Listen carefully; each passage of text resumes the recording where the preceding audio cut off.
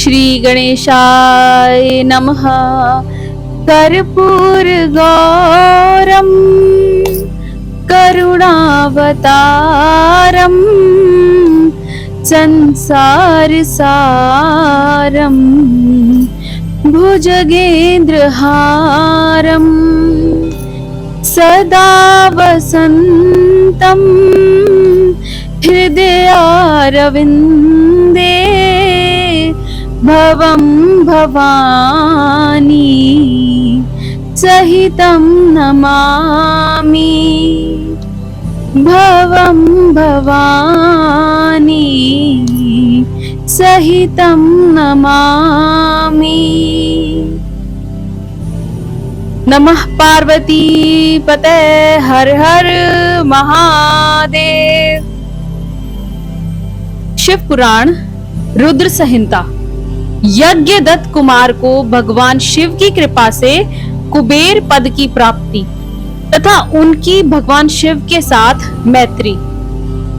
सूत जी कहते हैं, मुनीश्वरों, ब्रह्मा जी की बात सुनकर नारद जी ने उनसे पूछा कि भगवान भक्तवत्सल शिव कैलाश पर्वत पर कब गए और महात्मा कुबेर के साथ उनकी मैत्री कब हुई?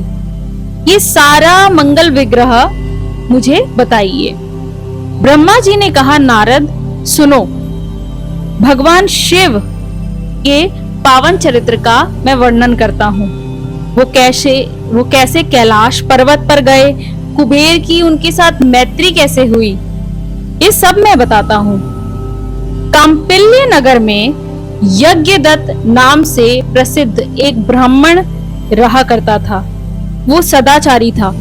उनका एक पुत्र था गुणनिधि। वो बड़ा ही दुराचारी और जुआरी हो गया।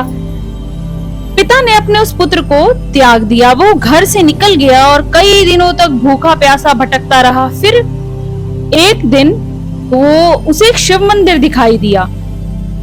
वो शिव मंदिर में गया। उसने वहां पर अपने वस्त्र खोलकर उनको अग्नि में जला दिया और ये मानो कि उसने भगवान शिव को दीप दान किया। इतना करने के पश्चात वह चोरी के दुराचार में पकड़ा गया और इस कुकर्म के कारण उसे प्राण दंड मिला।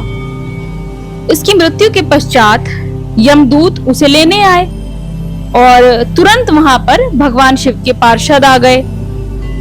भगवान शिव के पार्षदों ने उसको यमदूतों के बंधन से छुड़ाया और शिवलोक धाम में ले गए। वहां पर उसने शिव और पार्वती जी का उनकी सेवा की और इस तरह से उसका जीवन वहां व्यतीत हुआ। फिर कालांतर में कलिंगराज अरिंदम का वह पुत्र हुआ और उसका नाम था दम। वह निरंतर भगवान शिव की ही सेवा में लगा रहता। उसने अपने राजा बनने के पश्चात बस यही काम किया कि हर शिव मंदिर में दीप दान किया जाए। उसने अपनी प्रजा को भी जितने भी छोटे बड़े शिव मंदिर हैं उसमें जाकर दीपदान करने को कहा। शिव मंदिर में दीपदान करना सबके लिए अनिवार्य होगा, ऐसा उसने आदेश वहां प्रसारित किया। आजीवन इसी धर्म का पालन करने के कारण जब राजा दम मृत्यु को प्राप्त हुए तब वह शिवधाम जाकर फिर शिव पार्वती जी की सेवा में गए। तो ये वही पुत्र है गुणनिधि यज्ञदत्त जी का, जिसने कि इतने अच्छे कर्म किए और फिर उसको इतना अच्छा जीवन मिला कि वो राजा बना और अब उसको मृत्यु के पश्चात वो फिर शिवलोक गया और ये सिर्फ शिवजी को दीप दान करने का ही उसका पुण्य कर्म था। नारद जी को ब्रह्मा जी ने बताया कि पाद्य कल्प की बात है। ब्रह्मा के मानस पुत्र पुलस्त्य ऋषि के यहाँ विश्रवा का जन्म हुआ और विश्रवा के यहाँ पे जन्म हुआ कुबेर जी का। ये कुबेर जी जो थे फिर इन्होंने महादेव की बहुत कड़ी तपस्या करी और इतनी कड़ी तपस्या के पश्चात फिर महादेव ने उन्हें दर्शन दिए और उनसे वर मांगने को कहा।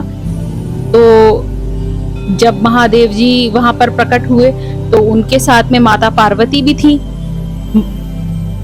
कुबेर जी जो थे वो माता पार्वती के रूप सौंदर्य को देखकर बहुत आकर्षित हो गए और वह यह सोचने लगे कि भगवान शंकर के समीप ये सर्वांग सुंदरी कौन है और इन्होंने ऐसा कौन सा तप किया है, इनकी ऐसी कौन सी तपस्या है जो मेरी तपस्या से भी बड़ी है। ये रूप, ये प्रेम, ये सौभाग्य, इतनी असीम शोभा कि वो भगवान शिव जी का अर्धांग बनी है। अब वो यही बार बार सोच रहे थे।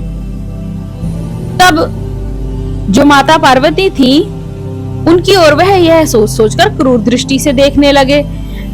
तब उनके तेज से, मां पार्वती के तेज से उनकी बाईं आंख फूट गई और तब महादेव जी ने पार्वती जी को बताया कि उमे, यह तुम्हारा पुत्र है, ये तुम्हें क्रूर दृष्टि से नहीं देख रहा, अपितु ये तुम्हारी संपत्ति का वर्णन कर रहा है। देवी से ऐसा कहकर भगवान शिव पुनः उन ब्राह्मण कुमार से बोले कि वत्स, मैं तुम्हारी तपस्या से संतुष्ट हूँ और मैं तुम्हें वर देना चाहता हूँ कि तुम यक्षों, किन्नरों, राजाओं, ग्रहों के राजाओं के स्वामी बनो, सबकी धन संपदा का दाता तुम बनो, मेरे साथ तुम्हारी सदा मैत्री बनी रहे और मैं सदा तुम्हारे मन में, तुम्हारे निकट निवास करूं।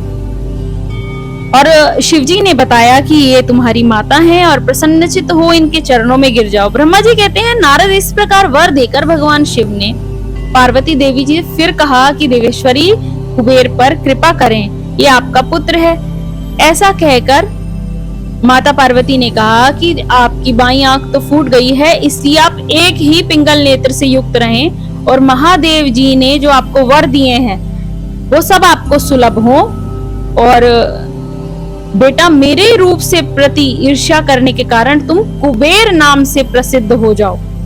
इस प्रकार कुबेर को वर देकर भगवान महेश्वर पार्वती देवी जी के साथ अंतर्ध्यान हो गए और अपने लोक में चले गए और कुबेर जी को विश्वकर्मा के द्वारा बनाई गई अलकापुरी का स्वामी बना दिया।